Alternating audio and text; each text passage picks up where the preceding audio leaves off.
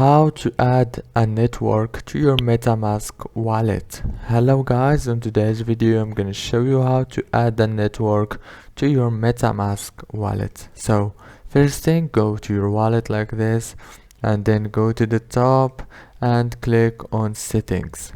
After you click on settings, it will take you to this page. Now on this page, go to networks right here. After you click here, now you will find some networks here, but you go to the top and click on add network.